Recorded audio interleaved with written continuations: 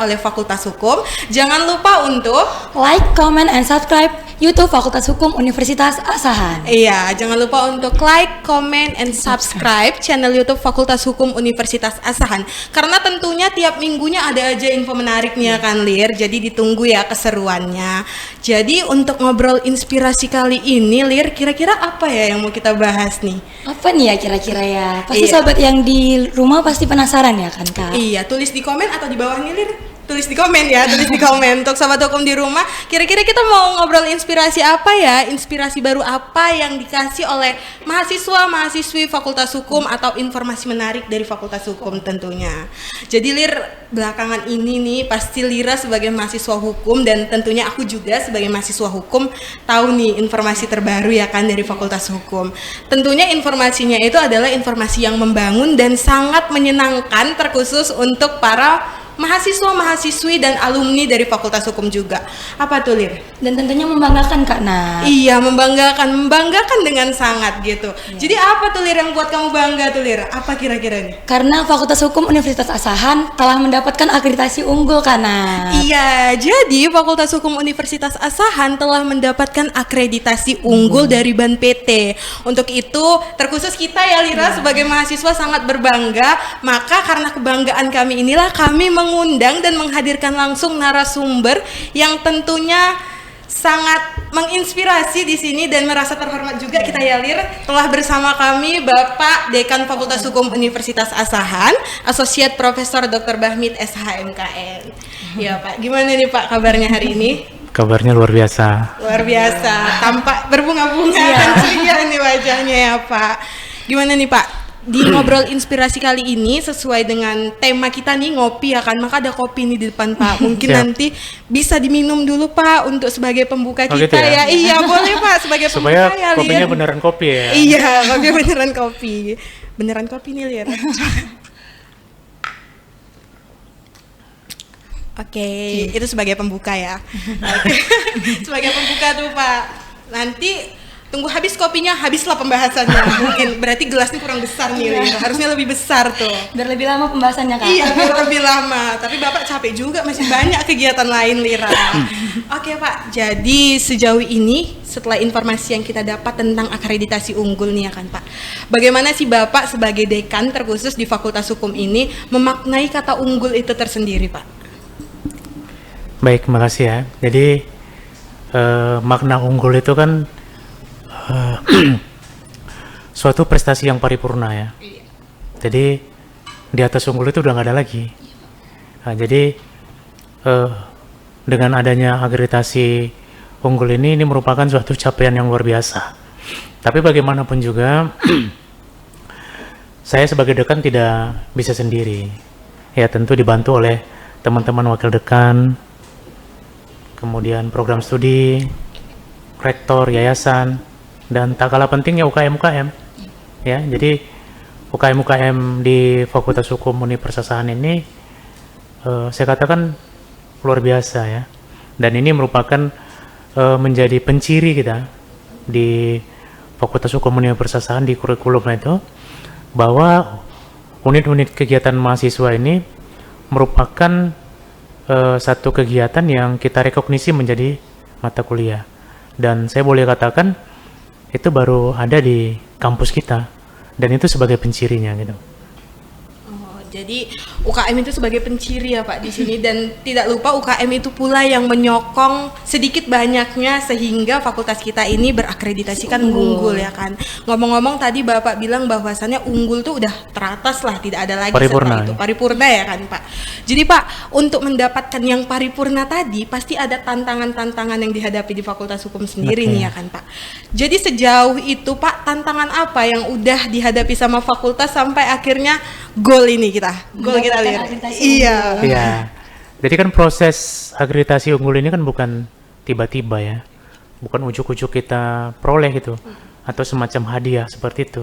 Tapi ini kan sudah kita rencanakan bahkan 10 tahun yang lalu. Jadi 10 tahun yang lalu kita sudah punya target unggul.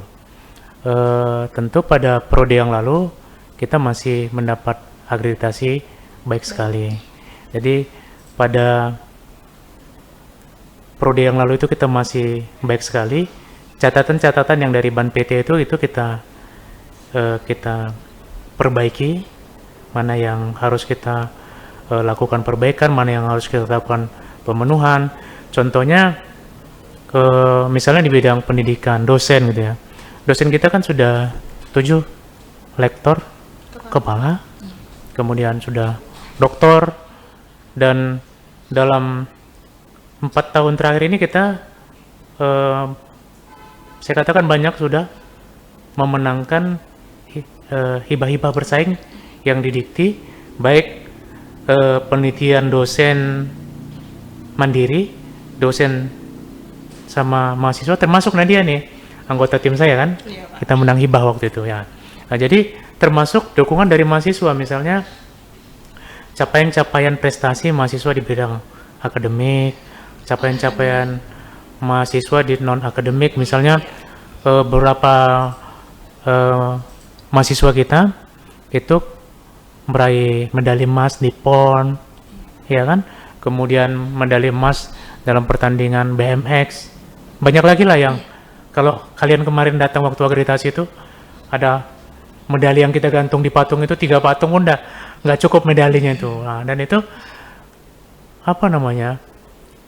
Suatu raihan yang diperoleh tidak sendiri oleh personal, ya kan? Tapi itu didukung oleh dosen-dosen yang lain, Pak Sarunsa, Bu Suryani, Pak Komis, banyak lagi lah, Kak. Jadi pas 4 tahun itu kita memang berjuang habis-habisan, ya. Kita ikut hibah menang, ya, hibah penelitian menang, hibah pengabdian menang, mahasiswa kreatif juga ini, apalagi termasuk ini kan sentimen-sentimen positif yang dibuat oleh mahasiswa, ya kan? Rata-rata per hari itu UKM itu buat postingan-postingan positif, ya kan? Jadi itu merupakan sebuah aura yang luar biasa kan? Pasti asesornya lihat, ya kan? Datang ke kampus kita nyaman, bersih.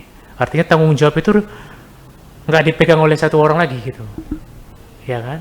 Udah dipegang, kebersihannya ditanggung jawab bersama gitu. Itu merupakan yang tidak ada misalnya tertulis nilainya, tapi itu sangat mendukung gitu. Jadi kalau dilihat misalnya medsos kita biasa-biasa saja, web kita biasa-biasa saja, non activity, apapun yang kita lakukan pasti orang nggak akan percaya. Jadi oleh karena itu ini bukan raihan satu orang gitu. Kalau boleh duduk di sini, ini 610 orang yang duduk di Banyak sini. ya, Pak. Nggak muat masalahnya. Nggak muat karena semua punya kontribusi. Tapi mungkin saya hari ini mewakili lah, dipercaya oleh RJA. Gitu. Jadi nih Pak, kira-kira apa harapan Bapak ke depannya setelah Fakultas Hukum kita mendapat akreditasi unggul gitu Pak?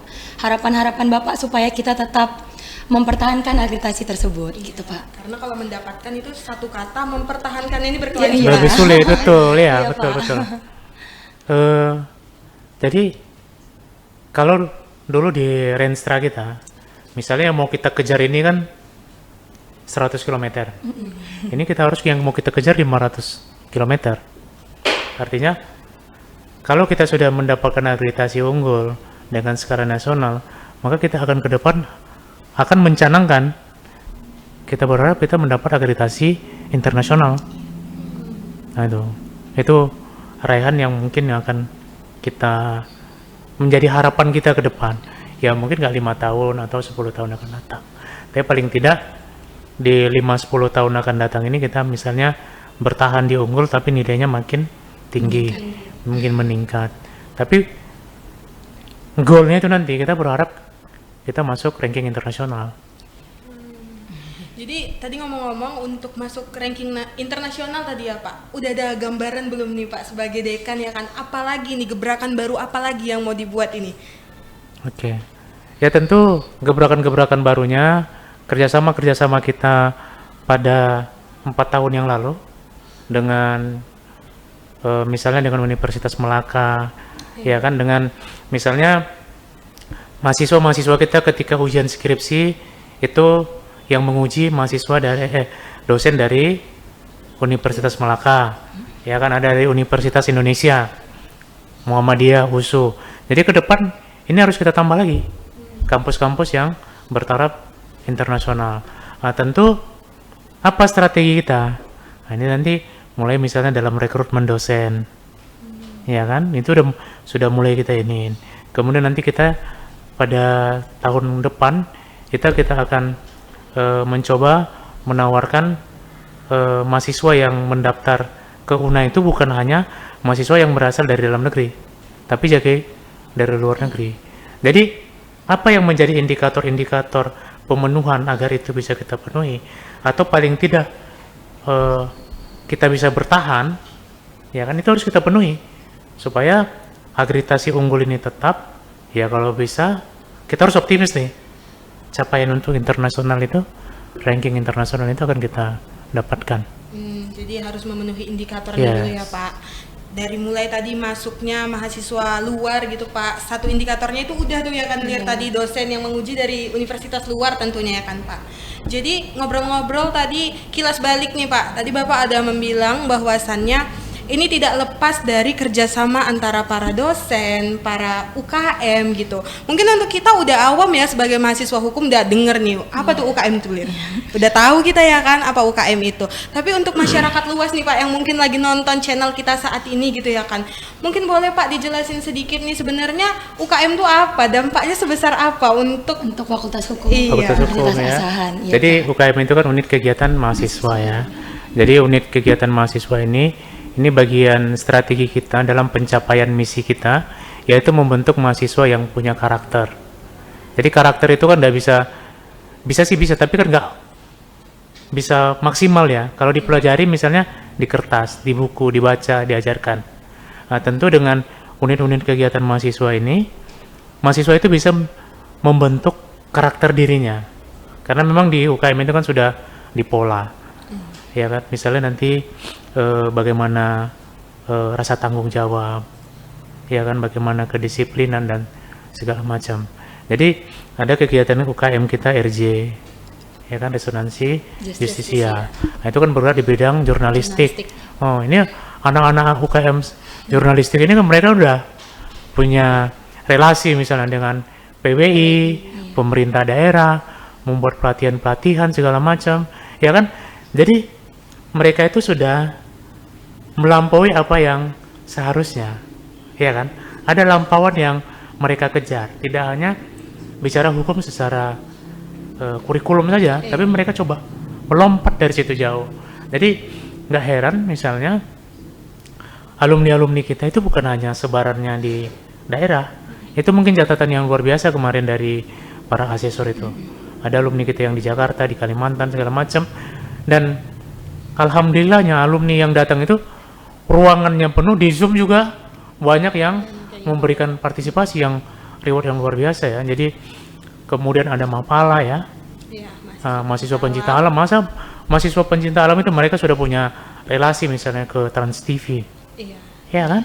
Kemudian ada KPS, Komunitas Peradilan Semu, ya. Mereka juga misalnya sudah punya relasi ke penegak-penegak hukum, ya. Dibantu lagi misalnya dengan adanya LKBH, Lembaga Konsultasi Bantuan Hukum, yang mana LKBH ini kan menjadi sarana sebenarnya sebagai tempat. Kalau misalnya adik-adik mahasiswa ini lulus, mau kemana mereka bekerja, bagaimana mereka berkegiatan, ya udah mereka sudah punya tempat. Ya, kalau LKBH itu kan punya jaringan misalnya ke pemerintah daerah, bagian hukumnya, polisi, jaksa, kemudian lembaga pemasyarakatan, ya kan. Kemudian kita punya SEC ya yang khusus bahasa Inggris, ya, komunitas-komunitas itu. Kemudian adalah kita ERVA yang bergerak di bidang kemanusiaan. Mereka akan membangun jaringan, ya kan, yang dapat membantu misalnya eksistensi mereka nanti ketika alumni. Jadi jangan sampai seorang sarjana itu seperti katak dalam tempurung. Dia merasa besar, badannya nyangkut, padahal tempurungnya yang kecil. Nah gitu ya kan. Nah jadi ini membuka suatu suatu terobosan baru lah, ya kan. Memang Misalnya kalau ada pertanyaan, apa di tempat lain ada UKM atau ada? Tapi UKM-nya beda dengan yang ada di Fakultas Hukum. Dan bagaimana misalnya kita memuat suatu mata kuliah pembangunan karakter itu yang kita rekognisi dari nilai UKM itu.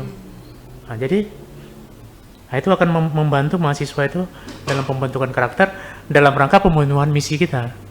Nah, gitu ya. Oh, jadi itu ciri khususnya berarti ya kan Lir, kalau di universitas lain tuh ada UKM, ada ya kan. Cuman yang membedakan adalah bahwasannya di sini UKM itu sifatnya wajib karena dia direkognisi, Pak. Tentu ada tujuannya seperti itu. Maka dari itu dengan tujuan itu sendirilah maka bisa kita mendapatkan unggul. Tentunya selain karena dosen-dosen, selain karena sivitas akademikanya, UKM juga berperan besar di sini. Jadi untuk kalian mahasiswa-mahasiswi Fakultas Hukum UNA, terlebih masyarakat di luar sana nih, mungkin mau tahu lebih dalam tentang UKM, kalian boleh nanti komen di bawah kira-kira mengundang UKM mana ya, kira-kira mau bahas apa ya. Mungkin karena UKM kalian bisa tertarik karena di Fakultas Hukum keren ya kan Lir. Di sini nggak cuman belajar di dalam kelas tentang hukum melulu, buktinya kami di bagian jurnalistik nih bisa mengembangkan minat dan bakat kami di bagian jurnalistik gitu Lir. Kayak Alira banyak banget pertanyaan Lir dari tadi, dia bingung nih Pak, apa yang mau dipertanyakan tadi Lir? Kira-kira nih Pak, itu harapan meluas ya Pak, 10 atau 5 tahun ke depan. Kalau harapan atau yang ingin Bapak cita-citakan tuh dalam waktu dekat ini, apa tuh Pak kira-kira kalau kita boleh tahu? Oke, ke depan ini sesuai dengan masukan kemarin ya dari asesor, kita kan sudah punya ruang klinis ya, peradilan semu yang representatif lah ya. Bagaimana misalnya ke depan ditawarkan kita untuk membuka pusat kajian konstitusi ya, karena beliau kan itu dari Universitas Andalas ya, Prof. Yuliandri. Kalau di Unan itu Andalas itu saya lihat pusat kajian konstitusinya namanya Pusako Andalas, pusat kajian konstitusi, karena memang Pusako itu kan agak-agak ke Padang-Padang gitu ya. Tapi di Asahan juga ada istilah Pusako kan. Nah, tapi nanti mungkin saja misalnya kita bisa buka pusat kajian konstitusi UNA, Pusako UNA ya. Nah, tentu ini kan akan berdampak nanti kalau misalnya pusat kajian ini kita buka, ya kan? Kita akan punya akses ke pemerintah daerah, bagaimana misalnya peraturan perundang-undangan, ya dari mulai Perda, peraturan bupati. Kita ini kan diapit dari beberapa kabupaten kota, Asahan, Tanjung Balai, Batubara, Simalungun, Labura, Labusel, ya kan, Labuan Batu Induk, itu kan banyak tuh pemerintah daerahnya. Nah, bagaimana kita punya kontribusi terhadap pembangunan beberapa daerah nanti dari UNA melalui pusat kajian konstitusi ini.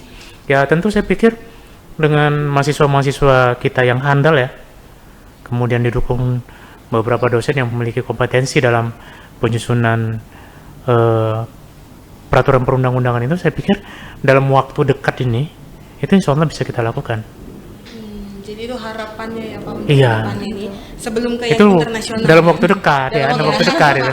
Mungkin seminggu 2 minggu udah bisa dibentuk mungkin ya kan Pak. Insya Allah. Jadi untuk menuju goal yang internasional kita harus raih dulu nih harapan-harapan setelah kita unggul gitu ya kan. Siap. Jadi nanti akan ada yang terbaru lagi tentunya kan dari Fakultas Hukum gitu.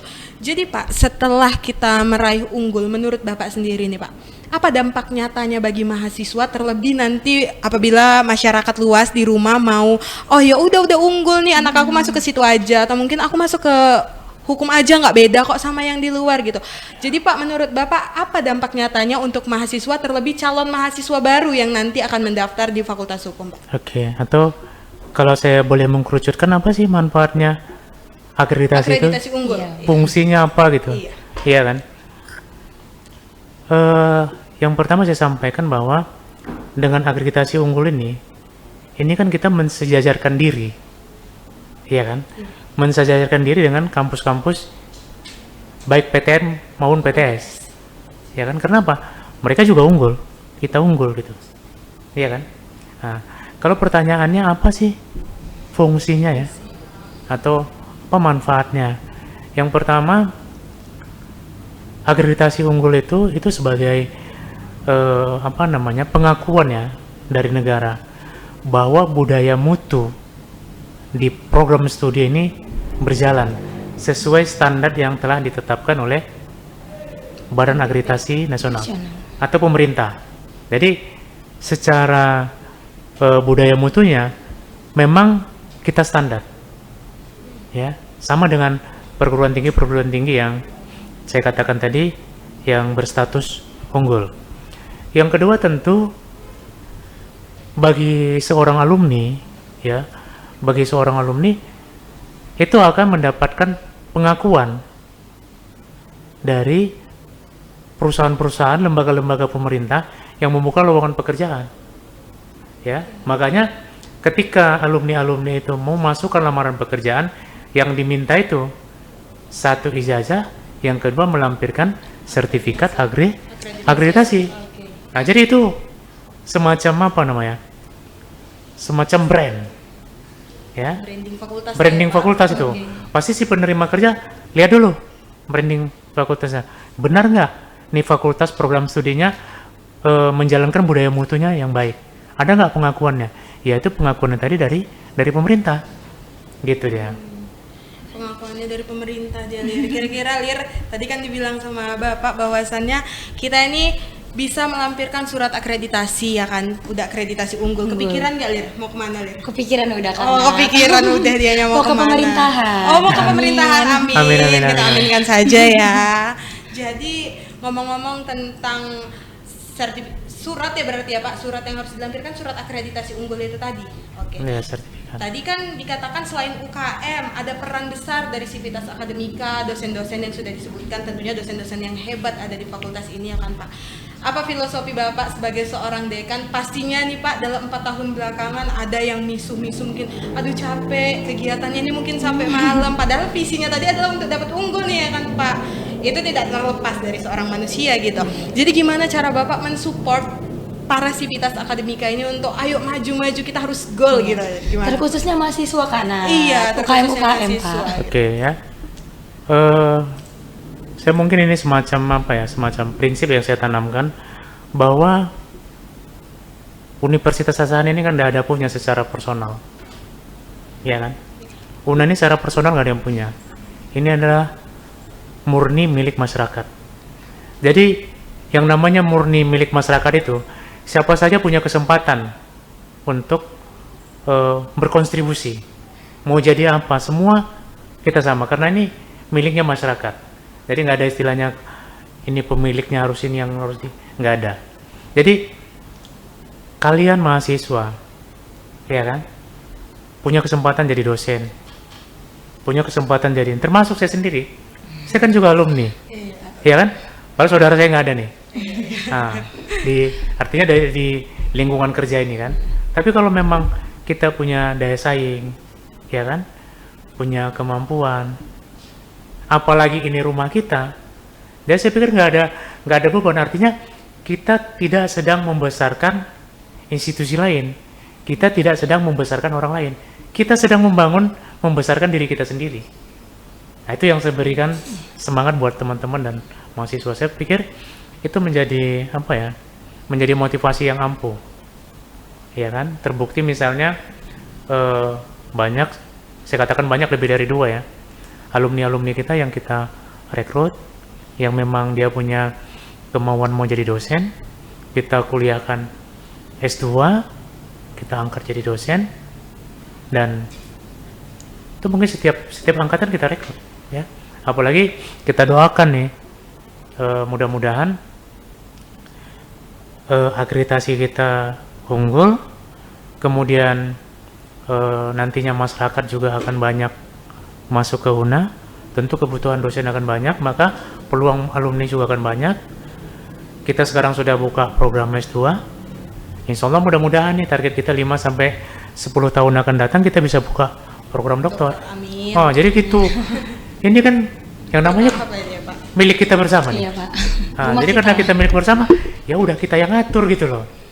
Nah, di samping tadi saya jelaskan, meskipun misalnya tidak berkiprah, ada yang nggak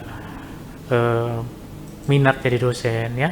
Kalau kita lihat trennya tuh, alumni kita sekarang sudah banyak misalnya yang menduduki jabatan di kejaksaan, di kepolisian, ya, di kepaniteraan, PNS dan segala macam, ya. Kalau advokat saya pikir untuk 3 kabupaten kota ini Mendominasi lah ya Pak. mendominasi ya, kalau kiri kanan tengok udah ini ya. Nah tapi dengan berkat tadi itu ya, apa namanya, kebersamaan bahwa ini adalah milik kita bukan secara personal, itu memberikan apa namanya, memberikan semangat baru buat teman-teman bahwa yang dibesarkan ini bukan perusahaan orang lain, kita membesarkan perusahaan. Kalau ini perusahaan, ini membesarkan kampus kita sendiri, bukan orang lain gitu. Oke, jadi itu yang ditanamkan ya sejauh ini kepada kita khususnya mahasiswa juga, dan kita merasakan langsung ini gimana Bapak Dekan ini nge-push kalian nggak boleh merasa capek karena ini adalah rumah kita, dan memang itu langkah nyata yang selalu dilakukan oleh Bapak Dekan. Suatu apresiasi juga kepada Bapak ya Pak. Iya. Jadi Lir, setelah dikatakan tadi kita udah dapat akreditasi unggul, tentunya banyak manfaat untuk kita sebagai mahasiswa ya ke depannya. Kira-kira Lir, menurut kamu nih setelah dapat akreditasi unggul, kira-kira masyarakat luas di luar sana harus keluar lagi ke kota atau ya udah di sini ini udah dapat lo unggul lo gitu? Kan udah tahu nih fungsi sama manfaatnya ya kan Pak? Ya ngapain keluar gitu? Nggak perlu jauh-jauh ya Kak. Iya. Udah sampai ke Medan, ke luar asahan ini iya, ya kan? Karena kita rasa kita tidak kalah ya kan Pak, tidak kalah kita, karena kita tadi sama nih, kita mensejajarkan gitu. Hanya saja yang ingin dituju ke depannya, jadi Bapak Dekan kita itu memang suatu aplaus yang luar biasa. Tidak ada diamnya nih, setelah kita unggul jangan jumawa, oke kita harus lanjut lagi, kita push lagi ke internasional ya kan Pak. Jadi untuk masyarakat di luar sana mungkin ya kan Lir, kalau kalian mau kuliah dengan akreditasi unggul yang pastinya dicari-cari dengan berbagai fungsi dan manfaatnya, datanglah di Fakultas Hukum, lihatlah sendiri gitu, karena nggak mungkin kita tinggi-tinggikan di sini gitu. Lihatlah sendiri gimana ya kan Pak, bisa dilihat nih gitu. Datang aja ke sini, dilihat gimana keadaan fakultasnya. Bahwasannya kita nggak kalah kok dari fakultas dan universitas yang ada di luar sana gitu. Terakhir nih Pak, sebagai penutup ya, apa kira-kira pesan Bapak untuk para alumni, untuk para stakeholders atau mitra dan masyarakat luas yang ada di sana dengan diraihnya akreditasi unggul di Fakultas Hukum ini sendiri Pak? Baik, yang pertama saya mengucapkan terima kasih dulu ya. Jadi karena memang waktu asesmen itu banyak dukungan, ya, banyak dukungan dari masyarakat, pemerintah daerah, ya, stakeholder ya, pengguna alumni kita, kemudian mitra, ya, kita punya mitra dari mulai kejaksaan, kepolisian, pengadilan, ya, yang berkontribusi, peradi, ya, banyaklah yang nggak bisa saya sebutkan satu-satu. Yang pada waktu asesmen itu saya tidak sempat berjabat tangan, ya, karena memang kemarin itu kan ada 2 ruangan nih, ruangan 113 dan 114. Jadi di ruangan 113 itu pimpinan, dekan, para wakil dekan, prodi itu ya. Sementara yang 114 itu stakeholder, mahasiswa, alumni ya. Jadi saya hampir sama sekali tidak bisa berkomunikasi.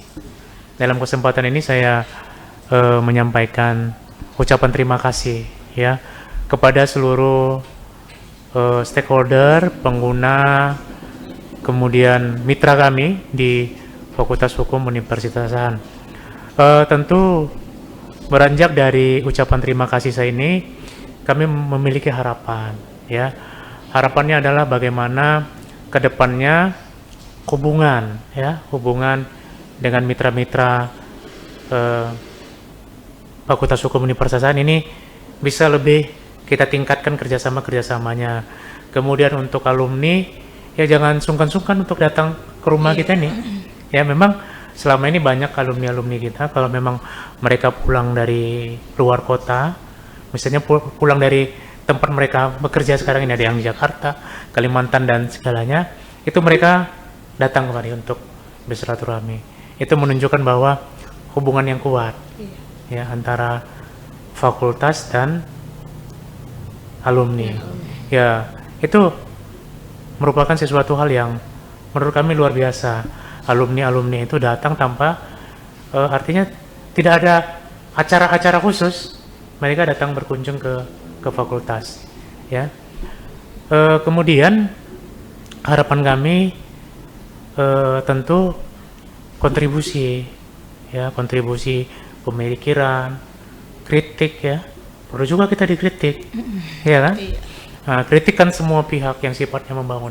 Itu sangat kita harapkan agar eksistensi Fakultas Hukum Universitas Asahan ini sebagai unit pengelola program studi ilmu hukum akan tetap di atas relnya, ya kan? Akan tetap menjalankan budaya mutu tridharma perguruan tinggi itu berjalan dengan baik. Jadi kalau nggak ada kontrol, nggak ada apa, nanti kalau nabrak tembok juga, ya kan nggak ada yang ingatkan ya kan. Nah, yang berikutnya tadi yang disampaikan oleh Nadia, harapan untuk tim saya nih, tim ini kan banyak nih, dekanat, prodi, UKM, stop kita euforia. Oke, stop euforia. Euforianya kita stop, ya kan? Yuk kita kerja lagi, jangan lelah. Kita bangun Fakultas Hukum Universitas Asahan ini untuk tetap berada di puncak. Mungkin itu harapan saya. Oke, amin. Jadi untuk semua harapan dan keinginannya semoga kita sama-sama bisa membangun di sini ya kan, Lir. Semoga yang tadinya kita mau internasional itu bisa kita tercapai raih, ya, karena itu goal kita yang paling terakhir gitu. Amin. Jadi untuk masyarakat luas yang ada di luar sana nih, berhubung sepertinya kopinya dari tadi tidak ada diminum ya, masih di segmen pertama diminum, jadi ini kayaknya nggak habis-habis gitu. Jadi karena ini nggak habis, nggak mungkin kita lanjut sekarang juga, jadi kita habiskan atau gimana nih Pak? Jadi kalau untuk masyarakat luas yang ada di luar sana, kalau mau kopinya habis, kalian boleh komen tuh di bawah tuh, komen kira-kira kita ngadain ngobrol inspirasi tentang apa lagi ya gitu. Jadi nanti ngobrol inspirasinya disediakan kopi lagi, walaupun pembahasannya nggak ngopi-ngopi banget lah ya gitu. Jadi untuk masyarakat luas yang ada di luar sana, terlebih untuk adik-adik yang mungkin bingung mau berkuliah di mana untuk saat ini, atau lagi bimbang nih kira-kira lanjut atau enggak ya kuliahnya, mau kuliah tapi jauh dari orang tua, suatu kebimbangan juga, atau mau kuliah tapi mungkin kurang dana, maka jawabannya adalah kuliahlah di Fakultas Hukum Universitas Asahan. Iya, karena selain biaya yang terjangkau, Fakultas Hukum Universitas Asahan tentunya tidak kalah dari fakultas dan universitas lain yang ada di luar sana. Karena untuk saat ini Fakultas Hukum Universitas Asahan telah meraih akreditasi unggul dan diharapkan itu akan terus terjaga ya sampai ke depannya, dan itu adalah bentuk kerjasama kita bersama Sivitas Akademika dan mahasiswa tentunya. Untuk itu, untuk adik-adik, untuk para orang tua yang masih bingung di mana ya kuliahnya ya, kira-kira mau kuliah di luar dengan potensi yang ada tapi nggak boleh jauh, ada potensi mungkin ekonomi tidak memadai, jadi baliklah dan datanglah di Fakultas Hukum Universitas Asahan. Oke, jadi sekian ngopi kita pada hari ini. Kita lanjut di ngopi-ngopi berikutnya yang tentunya nggak kalah seru ya kan, Lir? Pastinya nggak kalah seru. Untuk itu jangan lupa untuk like, komen, dan subscribe channel YouTube Fakultas Hukum Universitas Asahan. Karena mungkin di segmen berikutnya akan ada Nadia Aul dan Lira Aliani yang bakalan tetap memandu acara ini ke depannya. Untuk itu, saya Nadia Aul dan saya Lira Aliani Sagala pamit undur diri. Assalamualaikum warahmatullahi wabarakatuh. Bye Sobat Hukum.